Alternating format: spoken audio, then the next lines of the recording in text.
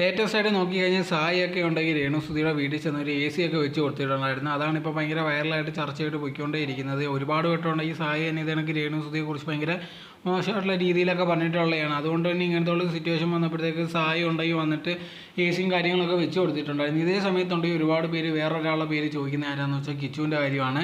ഇത്ര ആയിട്ട് പോലും ഉണ്ടെങ്കിൽ കിച്ചു ഉണ്ടെങ്കിൽ എന്തുകൊണ്ടാണ് രേണുവിനെ വന്ന് കാണാത്തെന്നുള്ള രീതിയിൽ ഒരുപാട് പേർക്ക് ഡൗട്ടുണ്ട്. സാധാ രീതിയിൽ ഇതാണെങ്കിൽ എന്തെങ്കിലുമൊക്കെ ഇഷ്യൂ വന്നു കഴിഞ്ഞാൽ കിച്ചു വന്നിട്ട് സംസാരിക്കുകയൊക്കെ ചെയ്യുന്നതാണ്. പക്ഷേ ഈ വട്ടം ഉണ്ടെങ്കിൽ അതിനെക്കുറിച്ചുള്ള ഒരു കാര്യങ്ങളും മിണ്ടുന്നില്ല. പക്ഷേ ഇത് നോക്കിക്കഴിഞ്ഞാൽ നേരത്തെ ഉണ്ടെങ്കിൽ പലവട്ടം ഇത് കണക്ക് കിച്ചു പറഞ്ഞിട്ടുള്ളതാണ് തനിക്ക് ഒരുപാട് കാര്യങ്ങൾ അനുഭവിച്ചിട്ടുണ്ട് നേരത്തെയൊക്കെ. അതുകൊണ്ട് തന്നെ ഈ കാര്യങ്ങളിലും അല്ലെങ്കിൽ രേണുവായിട്ട് ഇനി വലിയൊരു കോൺടാക്റ്റ് ഇല്ലെന്നുള്ള രീതിയിൽ തന്നെ ആയിരുന്നു. പലവട്ടം ഉണ്ടെങ്കിൽ രേണുവിനെ കുറിച്ചുള്ള കാര്യങ്ങൾ ചോദിക്കുമ്പോഴത്തേക്ക് അതിൽ നിന്ന് മാക്സിമം ഒഴിഞ്ഞു മാറുന്ന രീതിയിൽ തന്നെ ആയിരുന്നു ഇത് കണക്ക് കിച്ചു പോയിട്ടുണ്ടായിരുന്നു. അതേ കണക്ക് തന്നെയാണ് ഇത്. ഇപ്പോൾ ഉണ്ടെങ്കിൽ അവരുമായിട്ട് സംസാരിക്കാൻ താല്പര്യമില്ലെന്നുള്ളൊരു മട്ടിൽ തന്നെയാണ് പോകുന്നത്. പിന്നെ കിച്ചു പറഞ്ഞിട്ടുണ്ടായിരുന്നു താനോട് ഈ ബിസിനസ്സൊക്കെ തുടങ്ങാൻ പോകുക രീതിയിലൊക്കെ.